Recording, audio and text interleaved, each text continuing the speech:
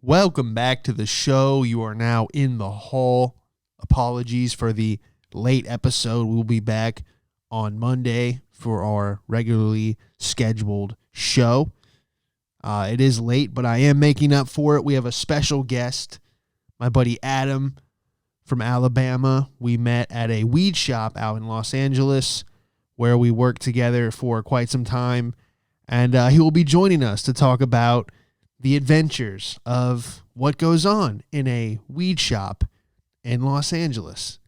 You know, you got some crazies, you got some celebrities, crazy ass celebrities, and homeless people. You know, you get a kind of the full spectrum. You know, I've had librarians come in. I've delivered to college campuses where teachers would run out in a hurry and go, "Thanks for getting here so fast. These summer school kids are retarded." And then I would hand them a bag of weed and gummies, and they would give me cash. It was very interesting because usually that's illegal, but, you know, now I'm selling drugs to teachers, professors, and college campuses. See, I will have Adam on. We'll call him in. I know, you guys are probably like, well, why don't you just edit him on the show? I like having the raw audio of the call. So here we go. Mr. Madden. Big A, what's going on, brother? What's up, Sean? How you doing, bro? Oh, I'm good, man. Just laying low for the evening. Figured I'd give you a call. You were live. Can you hear me okay? Yes, sir. I can hear you crystal clear. Can you hear me? Oh, I can hear you, man. What's going on down in Florida? Shoot, man. Just laying low. It's open, but everyone's still kind of weird. You know, I'm like towards the middle of Florida, so people people care a lot about the virus, but if you go like anywhere else by the coast, you know how it is. Right. Anywhere rural, they're like, "What virus? We don't give a fuck. Who cares?" Been on any gator tours or anything? I haven't. There was one in our lake in the back though, which was pretty cool. Any size to it? It was a youngin, probably like a 4-footer. Nothing nothing worth wrestling.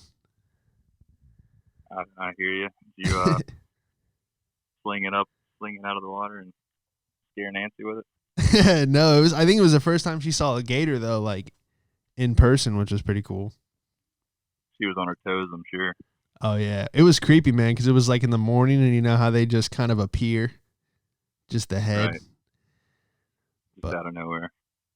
Yeah, they're so creepy, man. Did you ever shine like the flashlight on them at night, and it just has the like the orange eye lights up, like some Jurassic Park shit?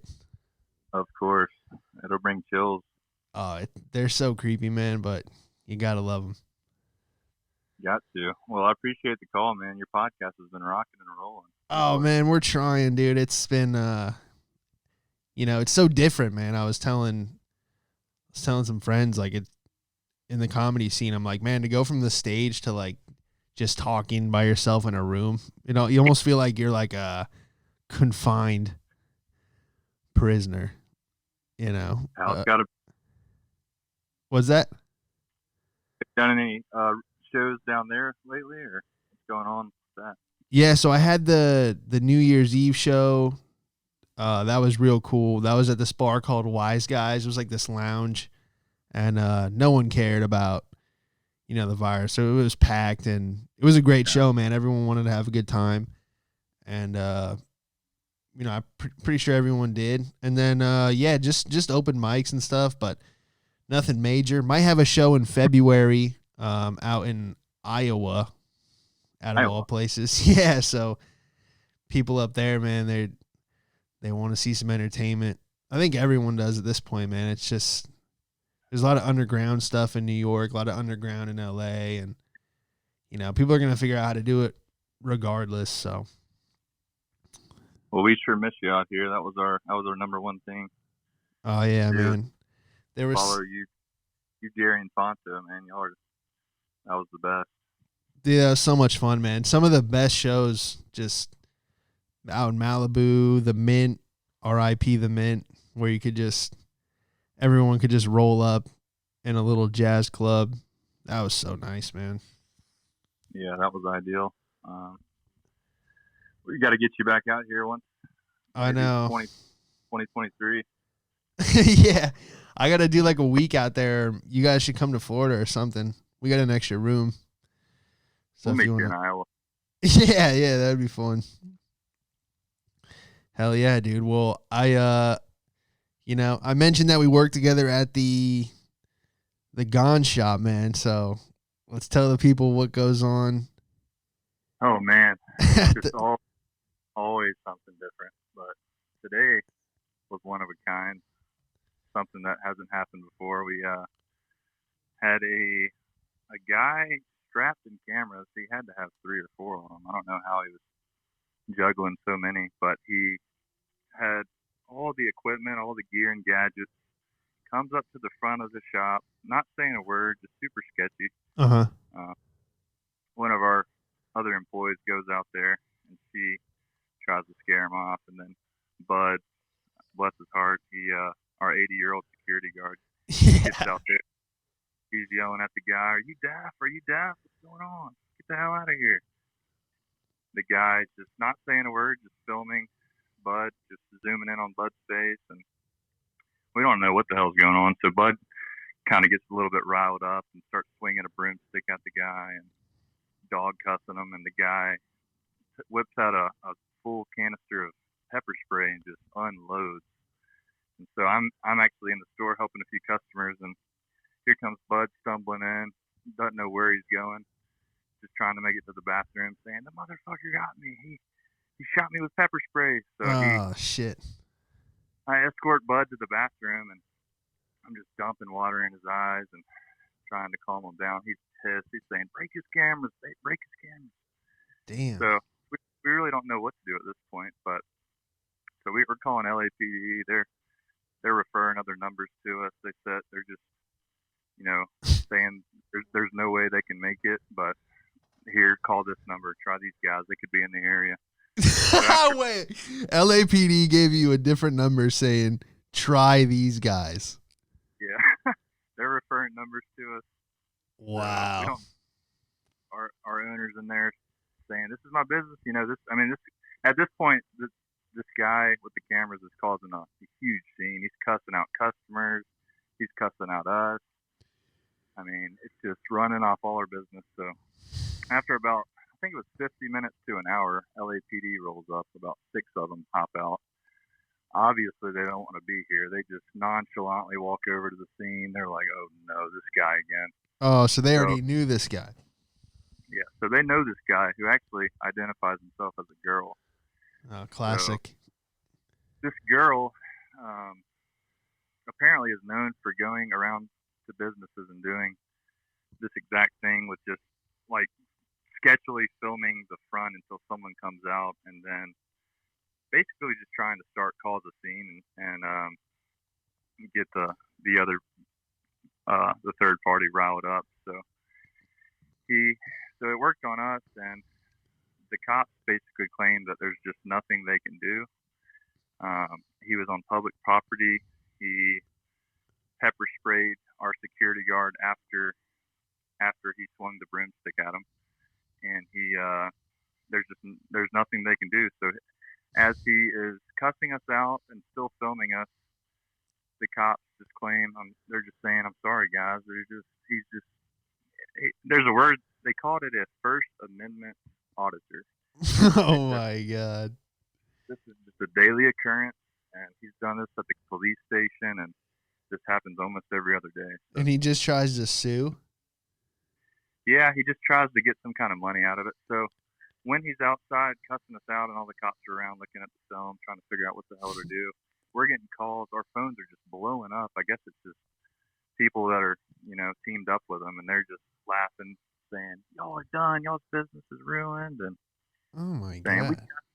"Who's laughing now? Your security guard's going to jail." And it's just like something I've never seen. He somehow has a decent sized following. But anyways, the cops So the cops come in and they say, well, you took your gun out, talking to our security guard. We're going to have to take you to jail. So they end up taking our security guard to jail and leaving this lady to just keep harassing us in front of our shop and running off all our business. Oh my gosh. Yeah, that was just the ultimate troll. An ultimate troll who I guess is good at his job. I don't know. He's some kind of hero on YouTube. It seems like he gets all these followers. But I don't know, man. I think one of our homeless guys that keeps an eye on the shop eventually ran him off and maybe hit him with a skateboard once or twice. I'm not really sure, but oh yeah, anyway. How's that for a First Amendment audit? Anyways, it was just a huge shit show. And dude, our homeless customers used to they would die for that shop. Oh, it's home to them. They love it, man. I was blown away at the Veterans Hospital where the people it was like an apartment / care facility. And did you ever end up delivering over there? I never delivered, but I know all the guys who live there. Yeah, man. That was such a wild experience when you had to deliver to the Veterans Hospital, because you would just walk up and the nurses are like everyone's interrogating you. Sign in. Why are you here? Who are you? And you don't want to be like, I'm the weed man. You know what I mean? At this, right. Because a lot of the times the guys were keeping it undercover. So you'd be dropping off weed pens to Vietnam veterans, and they'd be like, oh man, thanks for coming through with the gummies. They're like, you guys have cherry and all that. And you're just in some hospital room where some guy lives, just hooking them up. And yeah, those guys would just wheelchair. The best man was the older Star Wars fan, the black dude. You know who I'm talking about. He would just yeah, man, he would just come through and be like, what up? That was his day, man, that his wheelchair had enough battery to ride all the way down to the beach to pick up some. LaVon Johnson on the man-made scooter. Who is that? Just another one of the vets that he's just always in there, and he somehow handcrafted a scooter from scratch, and he's just trying to sell. He's trying to sell it now, but he's in every other day, and he's just another part of the family. We just hook him up with Shastas and popcorn, and oh hell yeah, just another guy that likes to hang around. But yeah, man, the homeless and the homeless community and the vets they're the bread and butter. They're the best, man. My favorite was Chris. He would just come in bleeding, and just to get him out of the store, you'd throw him 6 joints. Hey, here you go, man. No matter what. If he had $1, you'd give him 10 joints. If he had $20, you'd give him 12 joints. Just as yeah, there was just please don't bleed on our floor. Just take whatever you need, Just hit him on a post. Yeah, exactly. Oh, man.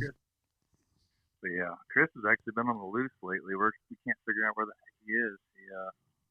We actually went over to his mom's house looking for him, but we haven't seen him in days. I don't know if he took a trip or what's going on. Oh yeah, he definitely took a trip, all right. But yeah, we sure miss you around there, man. It's not the same without you. Oh man, yeah, dude, I miss it too, man. I love that that job was just so different, man.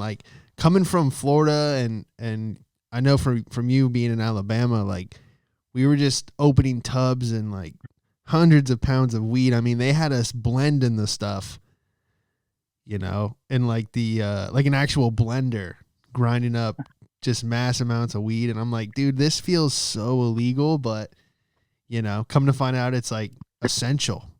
It was like a liquor store. They let it stay open. We couldn't believe it when COVID struck and everything shutting down. We had no idea what they were going to do, and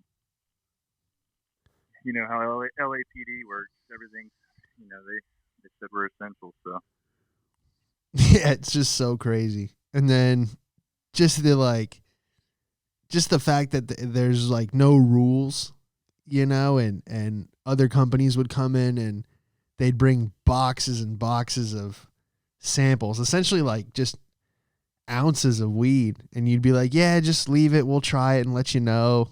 We're just smoking all that stuff for free.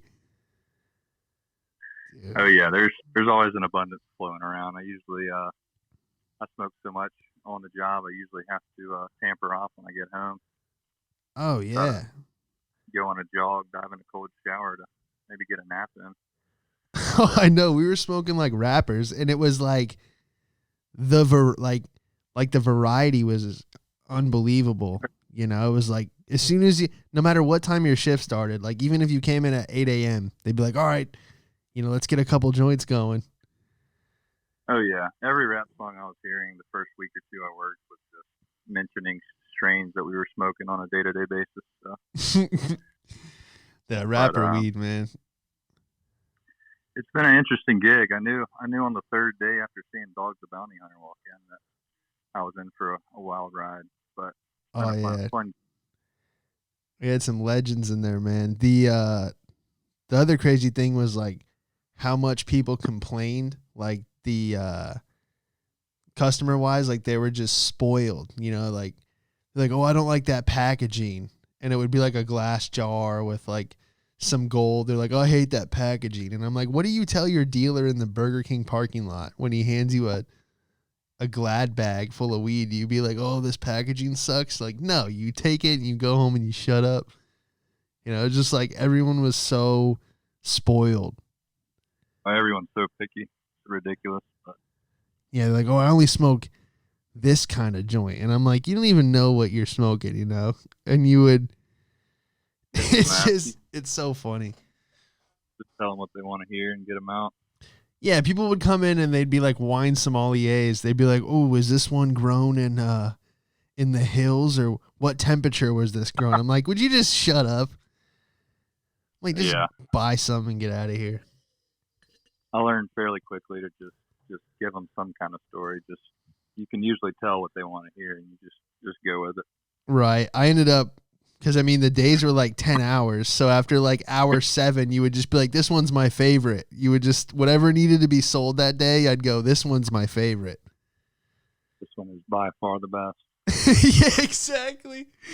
And you'd be so smacked. Like, I would just be behind the counter. I remember, people from back home would like FaceTime me, and I would just be ripped. And then I'm like, hey, I'm at work right now. I'll call you back. They're like, you're at work? They're like, you can't even open your eyes. I'm like, yeah, it's kind of part of the job. The best is the CBD products, because I don't think anyone figured out what they're good for or what they actually do. So everyone just comes up with something different. Oh yeah, well, dude, I've had the THC tincture. That's a dropper for you casuals. There would be times where like I'd be like, man, this does nothing. I got to stop buying it. And then there'd be times where it would kick in on stage, and I'd get off and. Remember one time Gary was like, are you all right? I'm like, yeah, I feel fantastic. He's like, can you even see me? And I'm like, yeah, I'm fine. But it was just so strong. It was like a lot of that CBD, THC mix stuff was like, it's either going to crush you or not do anything. Yeah. You got to be pretty careful with some of it. I remember taking down one of those can of quenchers, the 100 milligram lemonades. Oh, the lemonades will kill you. I tested the waters on one of those one night shift, one really slow night. I was swerving and swaying and knocking things off the counter. I mean, people were just looking at me like I was, I don't know, from a different planet. But people wanted that though. They'd look at you and they'd be like, "Oh, what are you smoking on?" And I'd be like, "This is what you want right here." They're like, "That's what you're smoking right now," because they would use you as like a measuring unit. They're like, I want to get to your level. And you're like, well, you're going to need this right here. Like, sold. There's just so many products these days that I just have to count on the customers to test them for me. And there's just no possible way I can test them all. So I just go off what everybody else says. If somebody says this pack of joints is the best, or these are super strong or whatever, I just relay that to the next customer. So there you go, man. It works out, but yeah, man, we need you back. We need you back. Dude, I mean, I would love to, man. Fuck. I wish they they open one in the South. That would be next level. So they're coming soon. You think so? Oh yeah, with the Democratic House, I think it's just a matter of time. I mean, it may be a couple years, but No, but I'm saying, do you think the ownership there would open a new? Potentially. I mean, Man, that would be the dream, dude. Just get like a warehouse out here somewhere. yeah, after what happened today, I'd definitely be looking to get out of Cali with the rules here. But who knows? We'll get some. There's so many opportunities in the industry. We'll figure something out. I've been working on a few things. There you go, man. Yeah, we'll talk about that offline because I got, I'm trying to still do the other thing too.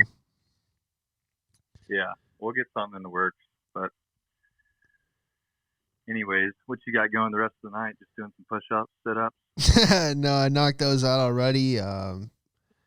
Probably just smoking and chill, man. I got a big day tomorrow and Saturday. I've just been back in the sales life and then, balancing the comedy. But, man, it still feels so shut down. I'm actually, excited to go to Iowa. Out of all places. Where are you going to get an Airbnb on a corn farm or something? No, they think they're paying for, this, little hotel, but I don't know if it's one of those shows where you're basically going to, break even but probably lose money on food, I bet it'll be a good crowd, though. Yeah, no, I mean, dude, now when you do a show, people are in LA, it was kind of, even New York, it was the same thing. Audiences are oh, I'm going to be back here tomorrow night anyway. So, it doesn't matter. But if you're in the middle of nowhere and these people get a couple good country cooked meals or something. Yeah, for sure. Dude, we were out in this place called The Berry, and we walked in and the bartender was yelling at people to take their mask off. And I'm like, I love this place.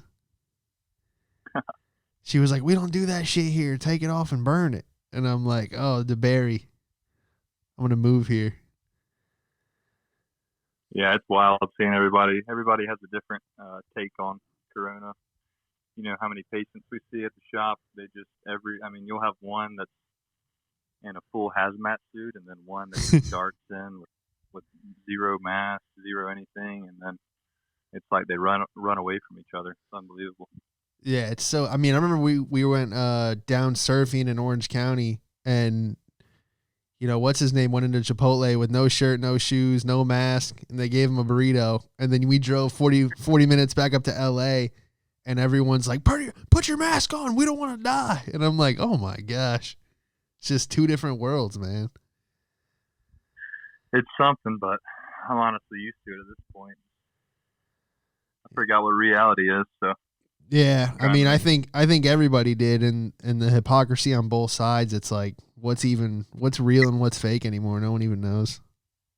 Yeah. Well, shoot, man. It's something. Sure is, but yeah, keep these podcasts coming. They're spreading around LA. I've had put a few customers on them, so. Oh man, appreciate it. Yeah, I noticed the first 10 episodes got a huge push. Yeah, we'll keep spreading the word for you. I know it's tough with not having many in-person shows, so we'll be fired up for you to get back out here at the Comedy Store or Laugh Factory. Heck yeah, man. If they survive, dude, I haven't even heard anything from them. There's no telling. But who knows, man. But, dude, thanks for coming on. And, yeah, I'll probably call you, either tomorrow or Saturday and discuss some business stuff. All right. Sounds good, man. Well, nice hearing from you, and tell Nancy I said hello. Will do, brother. Hey, thanks for having me on. Yeah, man, appreciate it. We'll talk soon, brother. And yeah, thanks for coming on again, man. Appreciate it. It's fun to reminisce a little on the shop days. Oh, we miss you. We talk about you every day. So. Oh man. Appreciate you having me on, and we'll link up here in the near future. Sounds good. All right. Love you, brother. Say hi to Will for me. Love you. Will do. All right, brother. That was Adam Abrams out there in Los Angeles holding it down. holding the shop down for the South, man. Thank you guys for being here. We will see you on Monday.